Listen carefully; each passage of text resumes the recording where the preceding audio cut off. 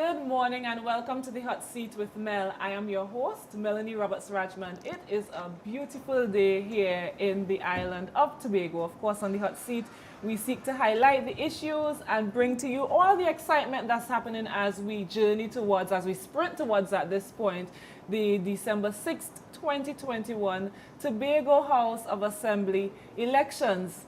Joining me this morning on set and in the hot seat is somebody who I quite admire. I don't know if you're aware of that, Downey, but I have none other than Downey Marcel here with me this morning. A lot of persons will know Downey from, you know, being within the Christian entertainment arena. Downey, you're a singer and entertainer, of course. You're a youth mentor of sort, and definitely someone that persons tend to look up to in the community. So good morning, Downey, and welcome to the hot seat.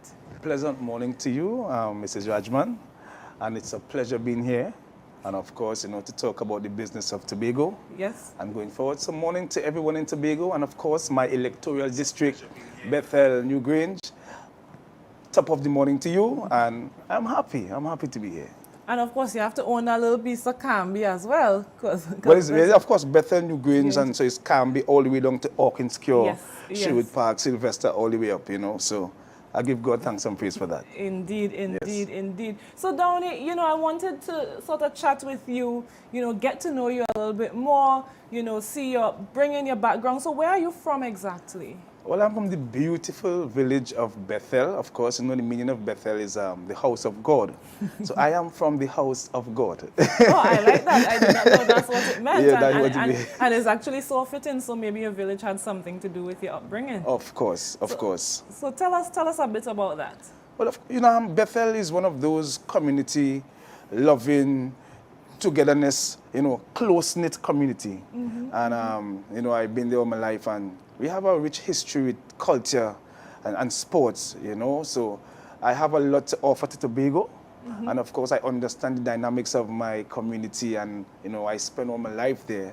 So Bethel is one of those villages where you can, you know, you hear things, but you can't have a best or a better friend than a better friend. So, in other words, you need to be my best friend, okay? Oh, geez, well, that's actually good to know, and I guess your electoral district would definitely benefit from being friends with you then. Of course.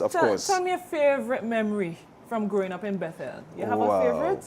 Yeah, or one that stands out? I remember long, many years ago, on a Sunday afternoon, and we go to Mount Irving Beach, Melanie. It's hundreds of young people.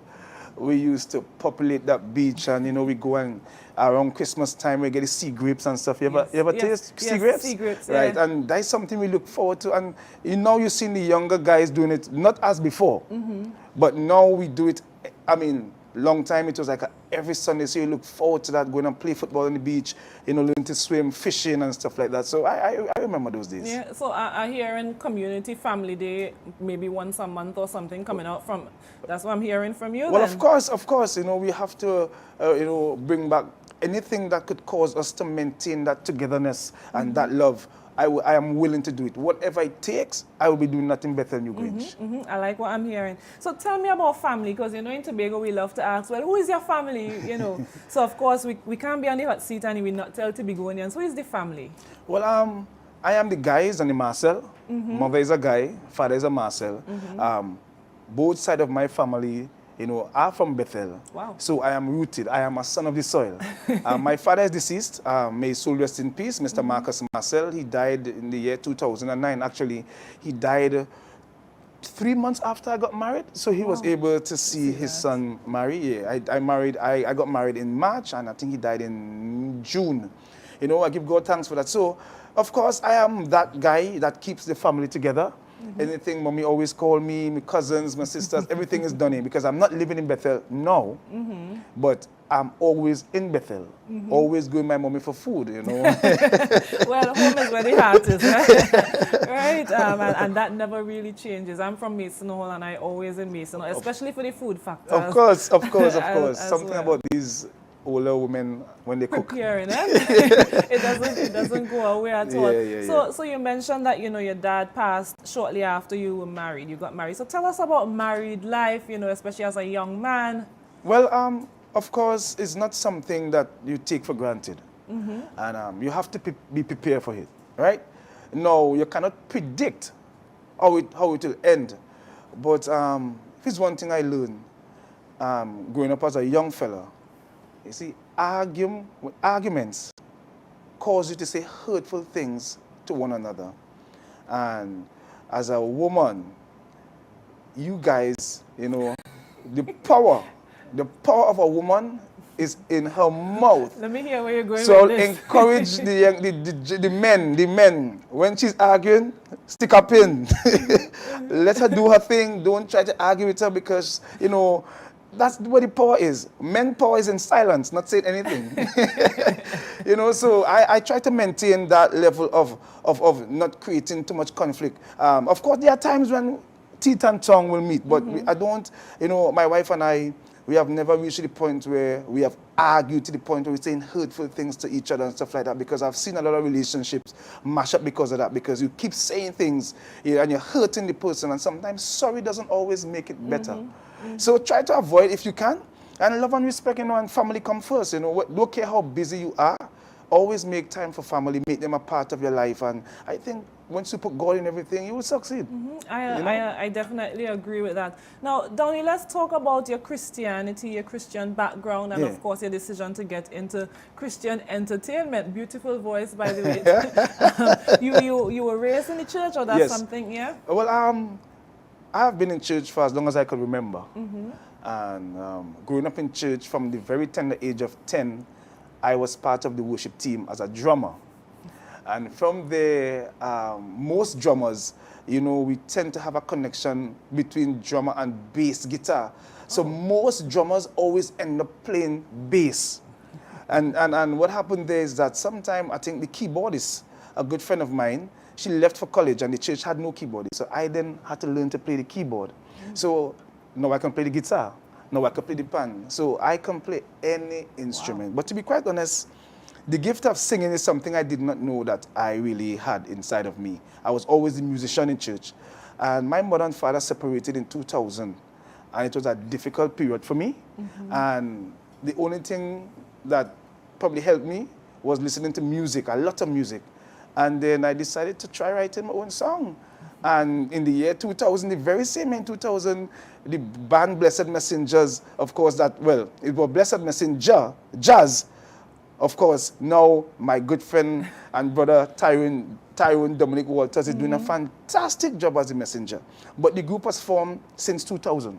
Wow, that's quite some time. Yeah, quite some time. And what happened, he left and went to college, but he was the face of the band. Right. So because of that, the band was dormant for quite a while, and he came back and he called me and he asked, you know, that, Jedi boy, you know, I feel like the Holy Spirit want me to say, you are my blessing. And from there, and everything happened in time and season. So maybe it was for him to be the messenger.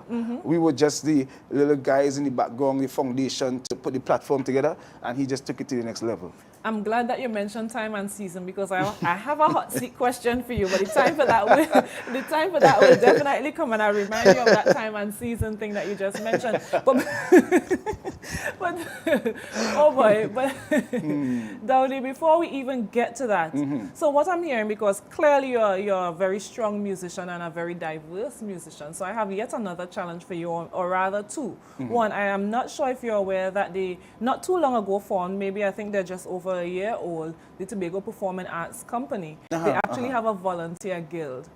So I hope to see you there, maybe just training the younger ones as well very soon. Of course, Melanie, anything to, you know, help with Tobago, and especially the young people in Tobago, that we can make them better. I am willing and able. In fact, I've been doing that for the last 4 years or 5 years. I've been teaching in the primary school as a coach. Also in, not just primary school, I'm also the head coach of the Signan Hills Senior Comprehensive School. And I've been doing all these things, inspiring and motivating young people. So if it comes to music, then I'm there. I like that. So we have a commitment from you. Of course. And of course, well, you're already doing your coaching within the community. Yes, that's right. So we're hoping to see maybe a little music talent thing coming out from within the community. Music and sports. Music and sports yeah. after December 6th. Definitely exciting things happening for Bethel New Grange. So Downey, we're going to head for a short break. But when we return, I'm going to drop that hot seat question on your time and season. I'm ready. I'm ready. Not out of the cold. But for now, we cut to a short break.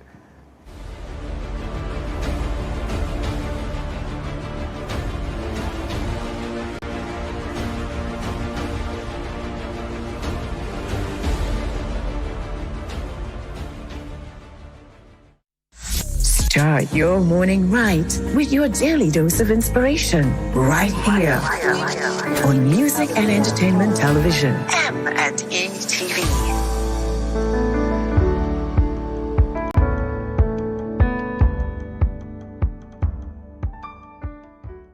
People are asking, and they're asking because they may have a genuine concern.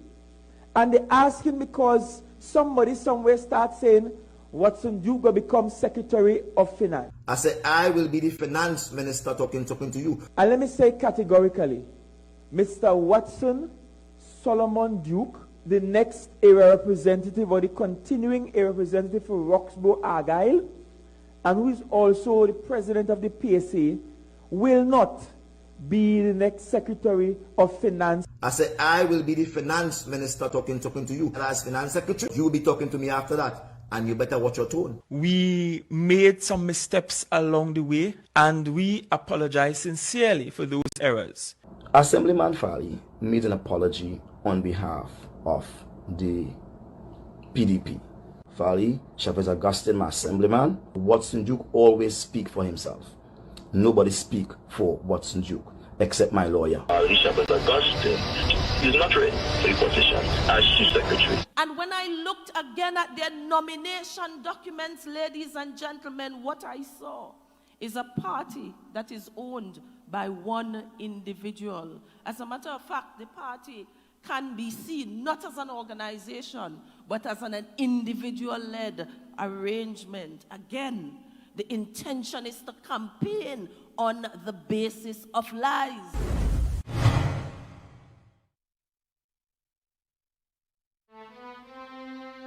My sweet island Tobago. Hi, I'm Davia Chambers, and you are going to meet me in Tobago, specifically in my hometown of Black Rock, here at Fort Bennett. But we're not going to just be showing you this amazing scenery. We're going to be highlighting the heartbeat of Tobago. Tobago is the capital of paradise. We are beyond ordinary. We're known for our beautiful beaches, our culture, our music, and of course, our warm, talented people. So come with me. Let's go and meet some of them. Man, we party till we drop down here, with a lot of pretty girls down there, down in Tobago. Whereas we may not have been present in the construction of our history, we have a responsibility to participate in the development of our destiny. The ex gratia, however, is monies that I've given you when I'm going to terminate you to indemnify myself or to free myself of liability. This is an opportunity right here, this evening, for us to lay the naked facts on the table. Watson Duke has made no mistake by way of articulating his agenda.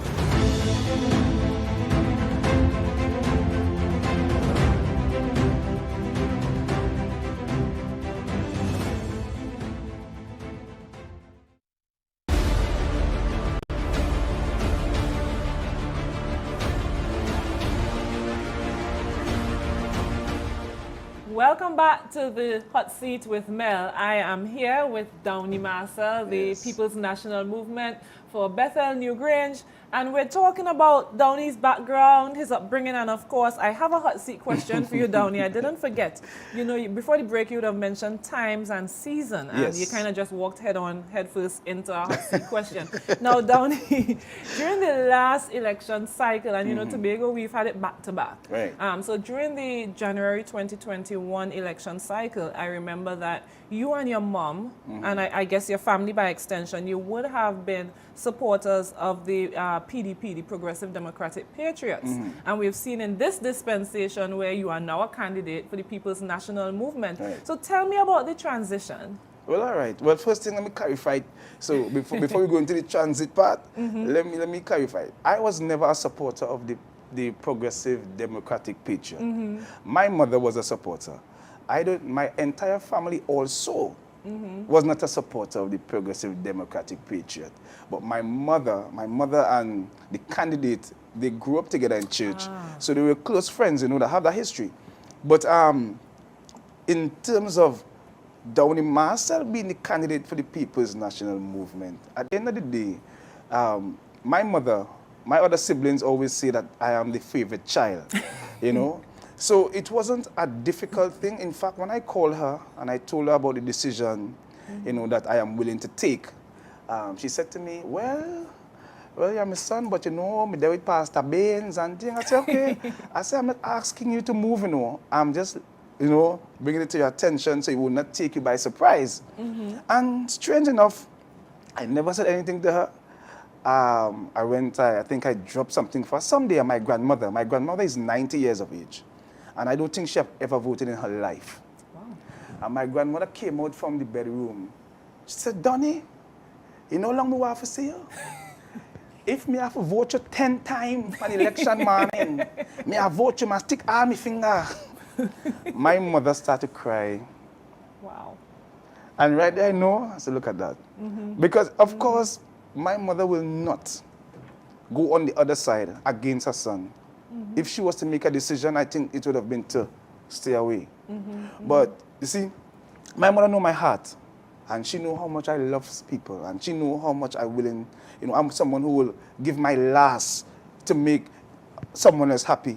My mother is so happy, and she has been working very hard. She's a part of the team. My entire family is a part of the team. My entire family. From aunt to uncle, cousins, nephews, nieces, everybody is a part of the People's National Movement. So you definitely have to big them up this morning. Well, of course, to my mother and grandmother. In fact, today's my brother's birthday, Bampai, Dwayne Marcel. He's 37 today. I wish you a happy birthday, my brother.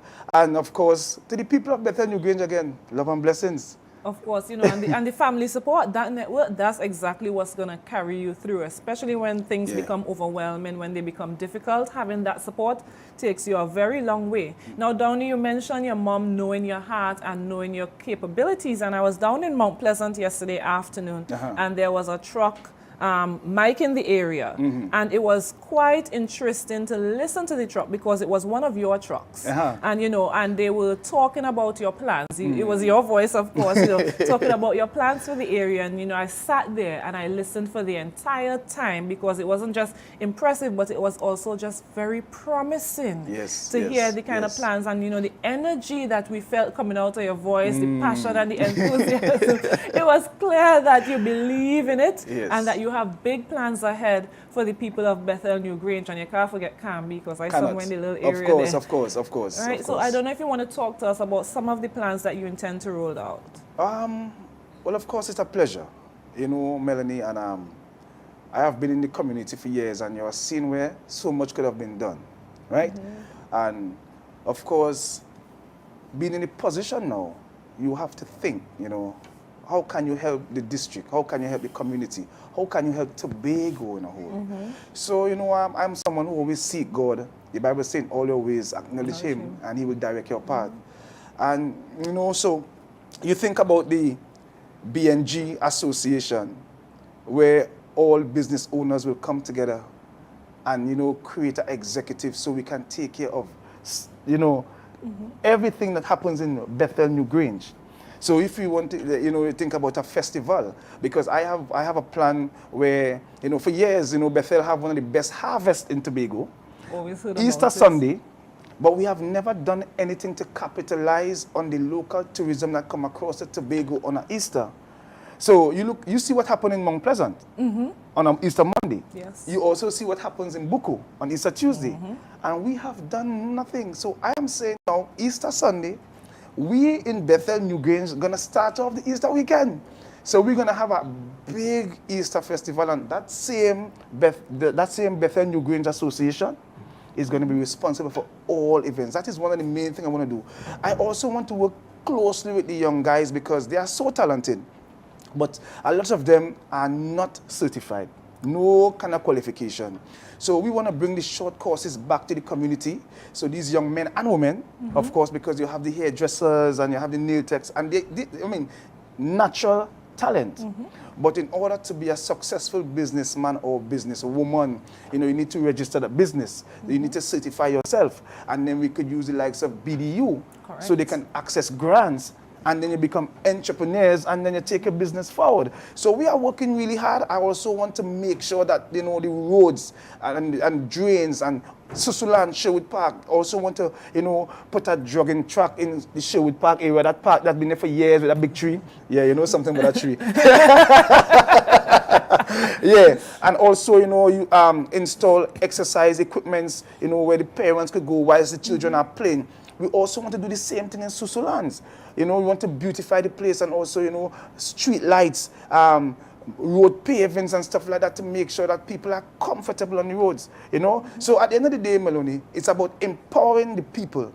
And if we can empower the people, then we can move to developing an infrastructure. Because if you have developments, you have infrastructures, and the people are not empowered, what's the sense? Correct, you're very right, and I'm happy that you mentioned especially the Bethel Harvest and having that on a Sunday. Yes. No, because it is in fact it's a great event now. So imagine if we really supposed to evolve it, take it to the next level, capitalize on it. A lot of times we speak about tourism and developing a tourism product, and we don't realize that it starts well within our communities. That's right. We have a strong pull of domestic tourism coming from Trinidad for the Easter weekend to Tobago. Sometimes almost sink. Yeah. So imagine being able to because we have so many Trinidadians coming across, so being able to capitalize on that, especially for the business persons within the community, that is definitely something I'm excited about and something that I do look forward to. Yes. Now, Downey, tell me how it has been on the campaign trail. What have you been hearing? What have you been feeling?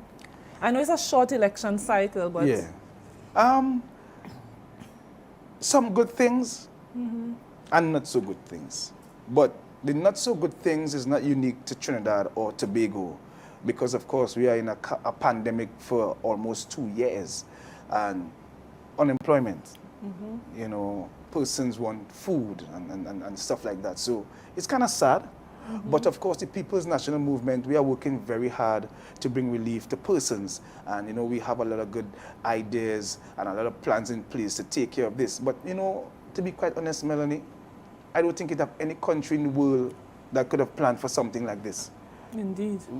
We never saw it coming. Indeed. But you listen to persons and they are willing, as a candidate, you have to go and listen to their cries and concerns. Sometimes it could bring you to tears to see, how some people are living. But I am willing, to work closely with these persons who really need that kind of assistance and relief.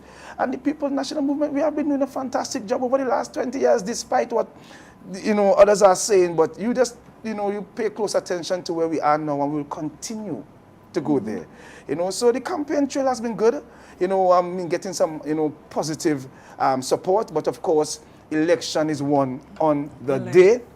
And I just want to encourage, all those people and members of the People's National Movement to come out and vote on December the 6th. Don't stay home and take it for granted, because we saw what happened in January. And if you check the stat based on the data, a lot of our supporters stayed away because they thought the PNM, we'll win the election. Right. Come out. On December the 6th, take no chances with our future. You have to protect your future and your children's future. Come out on December the 6th and vote for the People's National Movement. Vote for Downey Marcel, Bethel New Grange.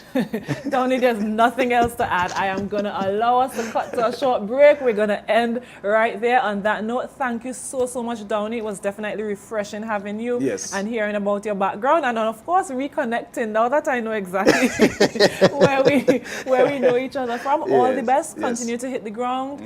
Roughly 1 week to go.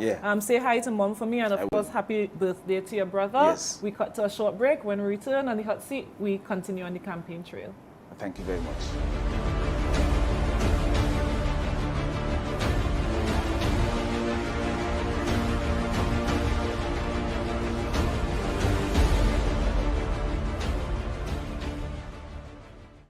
must defend Watson Solomon Duke every step of the way. I'm not looking for friends. I'm looking for money. I'm not looking for friends. I'm looking for money. We must defend him. There's some dirty stinking girls. These are my dirty stinking girls. I find you all an answer in me now. Say we must defend him. Their pension plan is not registered with the central bank. In another country, he would have been making a jail by now. We must defend him. I'm asking all black people. Because see, the way they catch monkeys is that they give them something to hold. We must defend Watson Solomon Duke every step of the way. I see Duke pelt up candle out here like in a liga burn. I see a liga burn from a candle Duke pelt.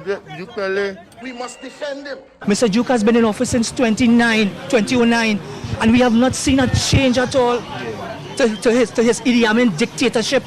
We must defend him. As a politician, I have an expectation that is extremely high for myself, for my colleagues. This looks totally hot. We must defend Watson Solomon Duke every step of the way. Mr. Duke was officially charged on Sunday with 1 count of rape and 4 counts of sexual assault. All charges were laid indictably, so he was not called upon to plead. I find you all an answer in me now. Say we must defend him. My sweet island Tobago. Hi, I'm Davia Chambers, and you are going to meet me in Tobago, specifically in my hometown of Blackrock, here at Fort Bennett. But we're not going to just be showing you this amazing scenery. We're going to be highlighting the heartbeat of Tobago. Tobago is the capital of paradise. We are beyond ordinary. We're known for our beautiful beaches, our culture, our music, and of course, our warm, talented people. So come with me. Let's go and meet some of them.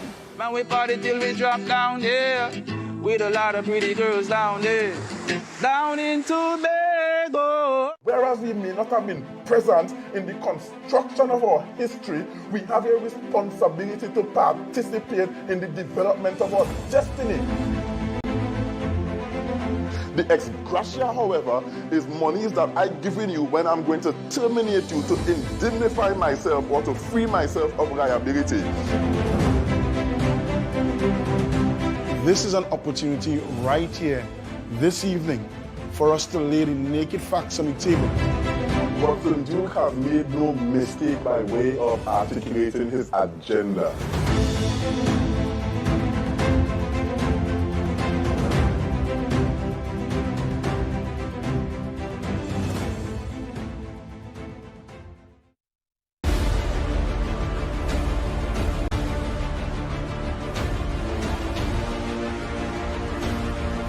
Welcome back to the Hot Seat with Mel. We just finished our discussions with Downey Marcel. Of course, he is the People's National Movement for Bethel New Grange.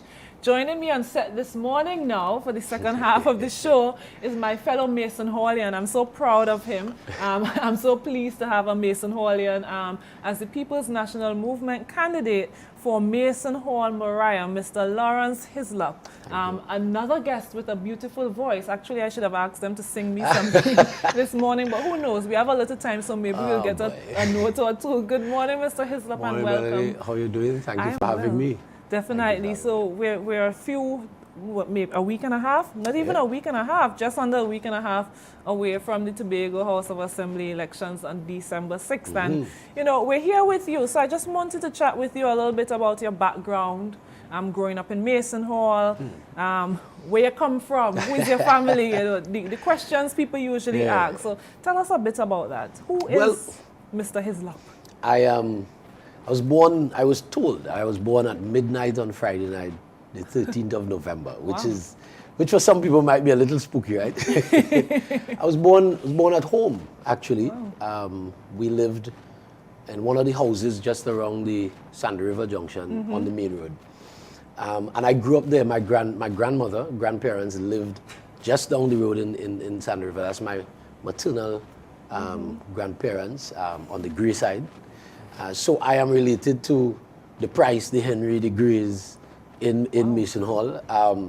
Also has some Bethel heritage as well, because my grandfather came from Bethel to Mason Hall. the Hislop family, everybody knows the Hislop family. Hislop family is a huge family because my father was the first of 15 children to Hugo and Rosie Hislop. And so my family heritage is huge, it's deep. The Hislops are related to the Grimshaw's and the Brasnells and so on. So it's a huge, huge family. So growing up in Misnall, we were a very close-knit family, very, very close-knit on both sides. I grew up being able to access both maternal and paternal grandparents. I grew up more with my maternal grandmother because they were closer. So there was no daycare in those days. So you had to, when your parents go to work, you had to spend time by granny. Yep. And I remember recently, just a fun memory I had with a cousin, that there was a Facebook memory of Young and Restless. And the both of us said, "Oh, Mary Gray broke us into soap operas. You knew at midday on TTT that it was Young and Restless time for granny." I was also introduced to chicken farming from my grandmother because she had a pretty good sized chicken farm, and she used to pluck for sale at the market every Saturday and so on. So it was, my family life was close-knit. I was involved in everything at home and that kind of thing. So I am born and bred in Misnall. So you know what, we might be family, you know, we like to claim family up in Mason Hall. I am from the Henrys. Well, so Henrys right in Mason, so we might be definitely family, and I relate to you with that whole Young and Restless with Granny, midday, and even the chicken farm. And I guess it's a Mason Hall thing because we used to rear chickens, small fowl coop. And I remember the plucking thing I never liked. I never quite like that. I'm a vegetarian, so from small, that always traumatized me. So tell me about, because much like Downey, you come from a very Christian background. So tell me about that a bit. Well, I grew up in the Seventh-day Adventist Church. I'm a proud Seventh-day Adventist, and I tell people I am a Christian before I'm a Seventh-day Adventist. And sometimes the distinction could be a little troublesome, but I represent Christ. I try to represent him all the time. As human beings, we make mistakes, but I try to represent Christ at all times. So I grew up in a Seventh-day Adventist home, strong Seventh-day Adventist home. Walked away from church for a period of time because, you know, you grew up, they're telling you can't do this, you can't do that, and everything they told me I couldn't do, I did when I was out of church. But then I found my own relationship with Christ, which brought me back, brought me back to the church that I grew up in.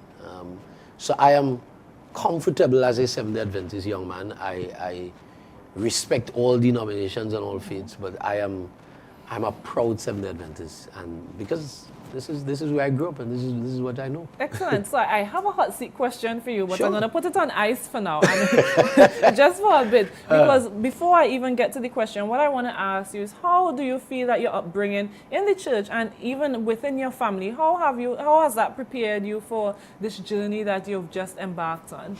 That's an interesting question, because I never thought that my religious background and my church background would prepare me for politics. But with maturity, you get to understand that there are different levels of service. And so the church is primarily geared towards service to people in the service of God.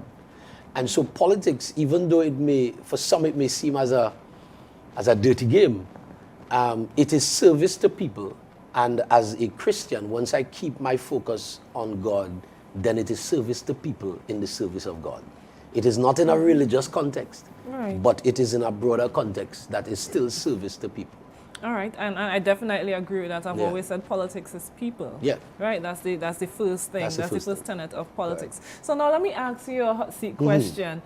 How do you reconcile, because there are those who believe, and this might not be my personal view, but there are those who believe that you should not mix religion with politics. How do you reconcile being especially a Seventh-day Adventist, of course, and entering the political arena, especially at a time like this where we're so polarized, and as you mentioned, it has become so kind of antagonistic and dirty, for lack of a better word, in the Tobago space? The thing about it is, if we understand what we are really about, even as Seventh-day Adventists, even as Christians, if we understand what we're really about, then politics is not a bad thing to get involved in.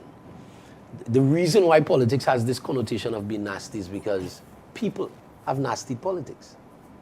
And so if quote unquote good people, because nobody is good, not even Lawrence Hislop is good, if good people stay out of politics, then politics will continue to be a dirty game. And so if you get into politics as a Christian and you are sound in your relationship with Jesus Christ, then what's going to move you? When you look throughout the Bible, you see men of God who would have been in political positions. I'll give you one example, Joseph. Joseph's story is that Joseph was a child of God, but was the prime minister of Egypt. And Pharaoh felt that he was saving Egypt, but God was actually saving Israel. And Joseph was in service to people every day, because when the famine came in Egypt, he was able, with God's help, to feed not only Egypt, but to feed other people. So I must say this, Mr. Hislop, there's a sense of calm that you exude.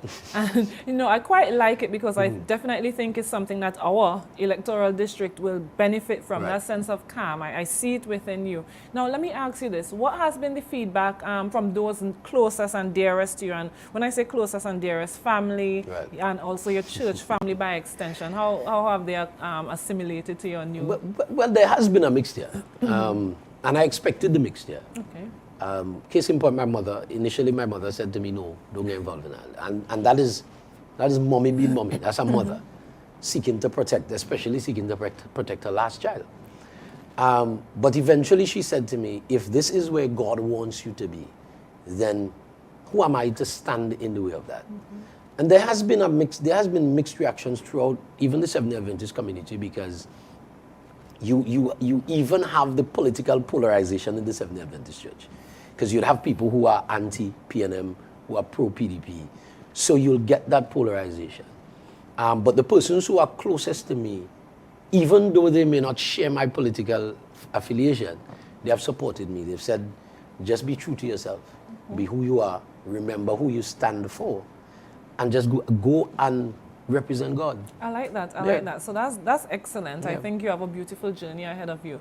So tell us, what is Lawrence into outside of politics, outside of church, and of course the chicken farm? What are you into? What do you do for fun? Hey, that's a good that is a good question, because I work hard, and sometimes I don't even have room for fun. But I have 4 dogs. Okay. I have 4 top breed dogs, German Shepherd dogs. Wow. And so that is where my relaxation is. I'll take them, well, I can't take them to the beach now, so but I take them on walks. We're in the yard. So that is my fun, that's my relaxation, that's my downtime. And they do a lot for me. Dogs are very therapeutic. Yes. So they do a lot for me. I mean, maybe that's one of the reasons why I'm so calm, because it's a relaxing endeavor. I'm trying my hand at dog breeding. Okay. So it's a relaxing endeavor that I've gotten into, and hey, they do good for me. So let me tell you, from now, I'm a dog lover. Okay. So once you're successful at the dog breeding, that's you're in line. Yeah, all right, yeah, cool. I'm probably first in line. Well, the amount of people who are first in line. Yeah, they jump me. Jump me ahead of the line. I'll do my best, so that is good. Definitely. All right, Mr. Hislop. So we're going to cut for a short break. When we come back, we talk about your plans for the district. No problem.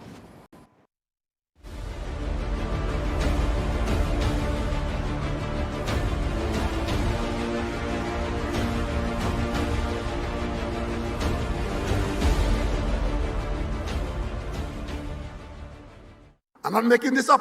They stood on their platform and they say they want independence. We want independence from Trinidad. Their political leader wants to be prime minister of something. We must have our own prime minister in Tobago. We want a chief secretary stupidness. Let's rock so with that.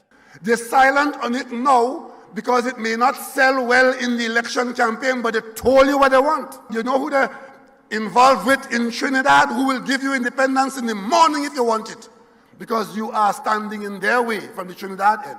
Give the PDP the East and the West seats, and in 6 months' time, You will have full internal self-government. We don't want Trinidad judicial system. We don't want that. We must have our high court right here.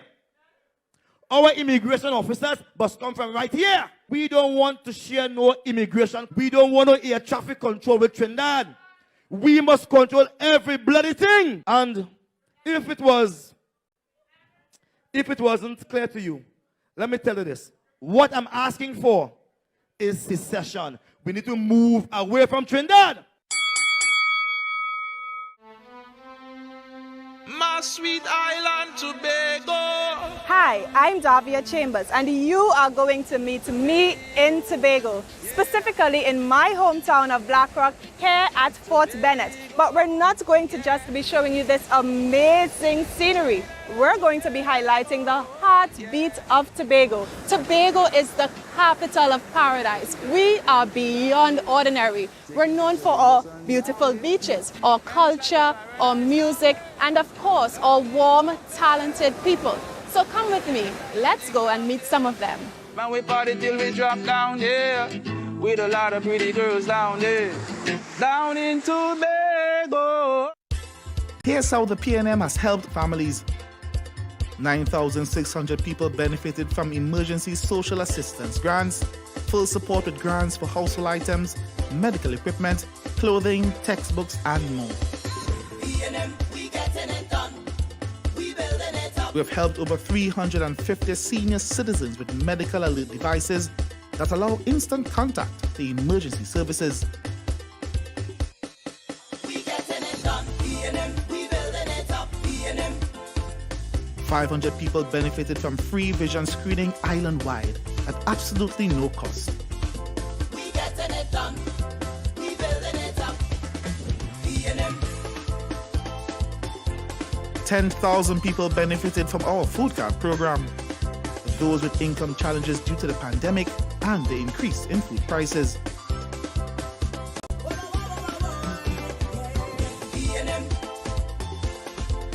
A further 1,300 people benefited from public assistance grants. We're our brother's keeper, giving a hand to those unable to work. We getting it done. We building it up. 500 people benefited from rent relief grants, keeping a roof over the heads of those unable to meet their rental payments. We getting it done. We building it up. The PNM is helping you out with public and social assistance, medical devices, salary and rent relief, food cards, and more. On December 6th, vote PNM.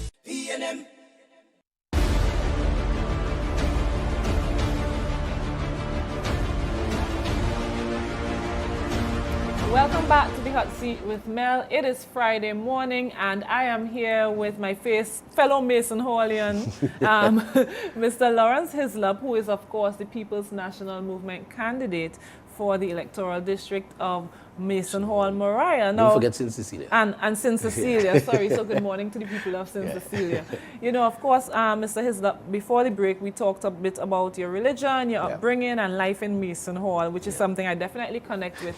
Now, last Saturday, we had quite a dynamic meeting up at the Mason Hall Secondary School, and you would have taken your time and really outlined certain plans that you have for the electoral district. And, you know, hats off to you. They are really, really exciting plans, you know, and really refreshing plans, and realistic, I must say as well. So, do you want to take this opportunity to really share with the people of Tobago what us in Mason Hall, Moriah, and St. Cecilia can expect once you're successful? Well, first of all, I'll say that the dream for the area is that the area becomes almost urbanized in terms of services, but that it keeps its village life and its community spirit. So even though I belong to a village, I should be able to still access the services that somebody in Scarborough, the services that somebody in Port of Spain would be able to access.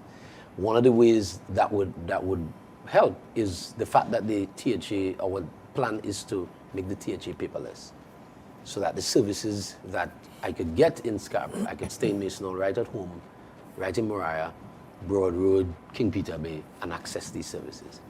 So the things that we want to get done in the district are things that are realistic, as you said.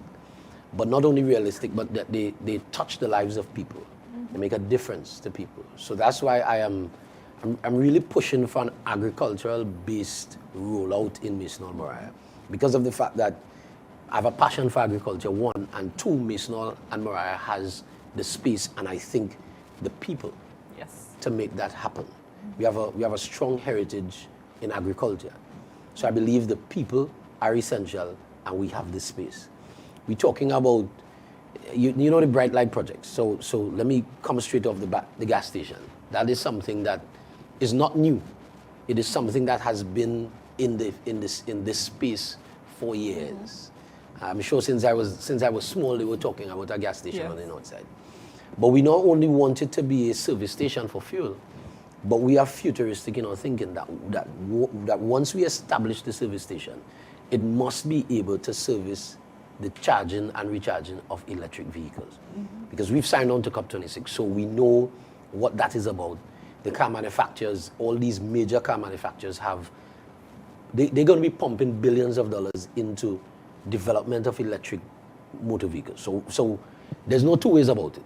10, 15 years down the road, where hybrid was a big thing coming into Trinidad and Tobago, the electric car is going to be a big thing coming in. Because when you look around, a lot of people own hybrids. Yes. So the electric thing is coming whether we like it or not. So it's not just a gas station, but a service station that speaks to future developments for electric cars. We want to work with our young people to train them in the repair of hybrid and electric vehicles.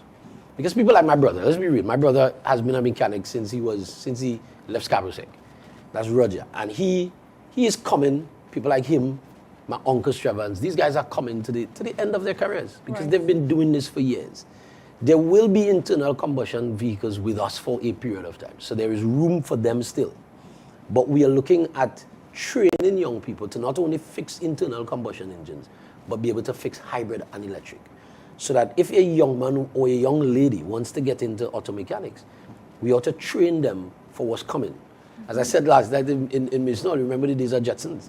We sat down and watched Jetsons and see cars flying through space, and we felt that would never happen. We never thought electric vehicles would come in our lifetime, but we get in there. So we need to be ready for that when it comes. So if Mason Hall service station becomes the first service station in Tobago that deals with that, then so be it. We for that.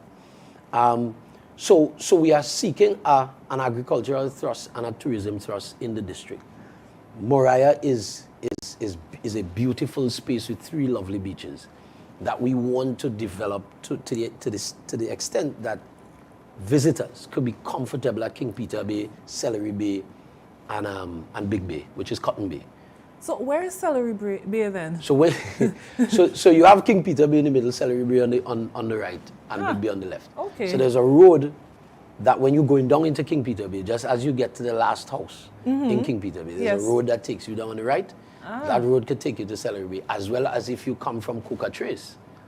There's a road at the bottom of Coca Trace that takes you all the way down to Celery Bay. Okay, good to know. So these bays, now, the Celery Bay has been accessible, but via hiking, mountain bikes, trail bikes, motorbikes. Okay. So we're seeking to develop these beaches in such a way that I could access them with my vehicle. Right. I could go down, I could spend the day. We're looking at establishing beach facilities at King Peter Bay, not only beach facilities, but landing and fishing facilities for the fishermen, so that the fishermen can come back from Castara or wherever they are, come back to their village.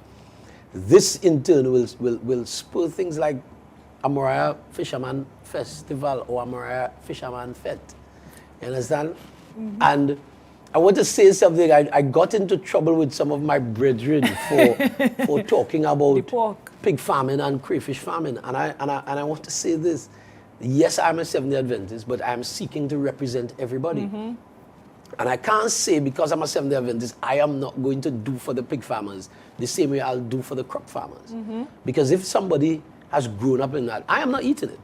And I am not promoting the eating of it. But if this is the living of someone, this is what they do, this is how they make their living, then if I am your representative, I have to represent you. I cannot be impartial. Yes. When you take your oath, so my Seventh-day Adventist beliefs can't trump when it comes to initiatives like that. My morals stay intact, but when it comes to initiatives for people, it's everybody we're looking to include.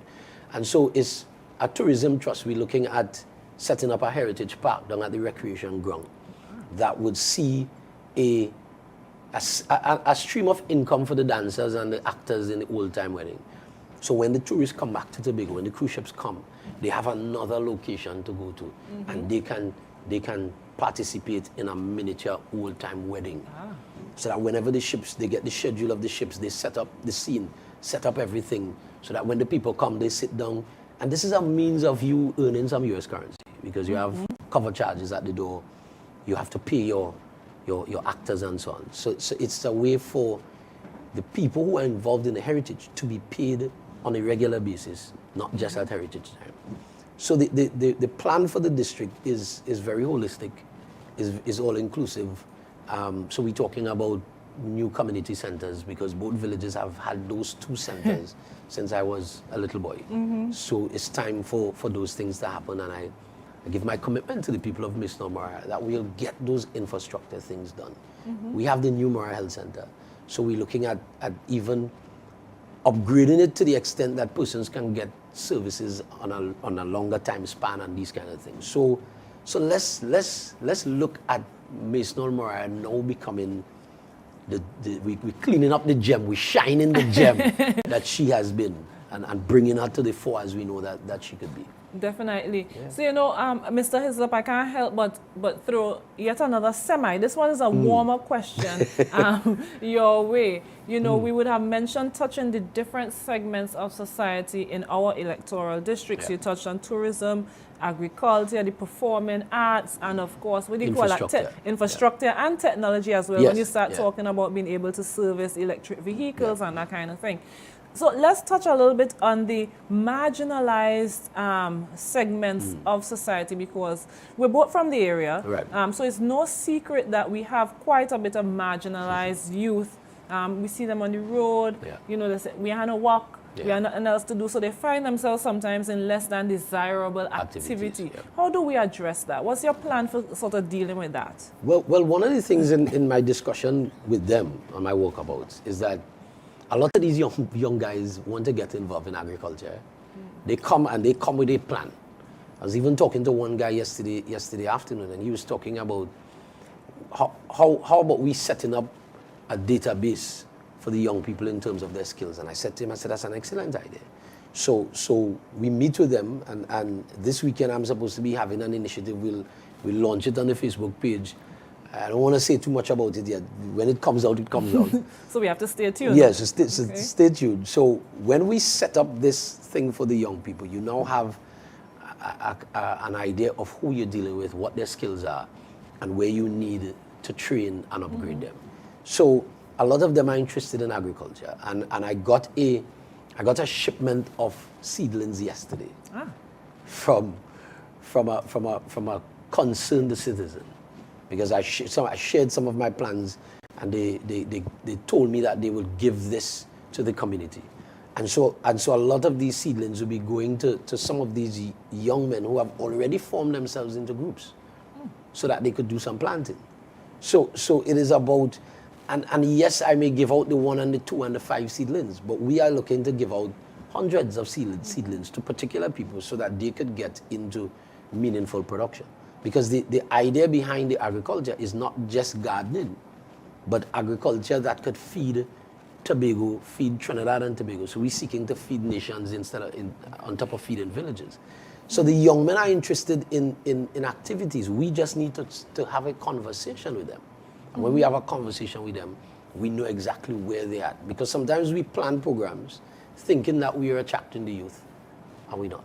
So we need to talk to them, and hear what they have to say. And, and sometimes for the sake of political expediency, we see people pandering to their vices and to their weaknesses in order to rope them in rather than providing them the support to move from one stage to the other. So we have to close, but Mr. Hislop, do you have any final words for the persons of Mason Hall and Mariah and St. Cecilia? Yes. Yeah, morning, folks. I just want to say to us this morning that I am here as a representative that speaks to your needs, to your heart. I am about people first. I'm about representing you completely.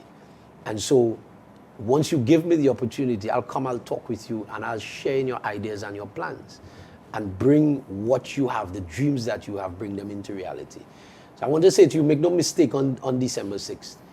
We are a party that has proven that we can do the work. You've seen our track record, you've seen our resume. And so with me working with you, we are poised in Mason Hall Mariah to see great things for the district. So I invite you, I ask you, I encourage you to come out and vote resoundingly for Lawrence Hislop in Mason Hall Mariah. Exactly what Mr. Hislop just said. Nothing further to add. Thank you so much for joining us here on the hot seat. Thank you so much, Mr. Hislop, for sharing your plans with us. To all of viewers, have an excellent weekend. And of course, stay tuned next week for more episodes of the hot seat right here, same place, same time.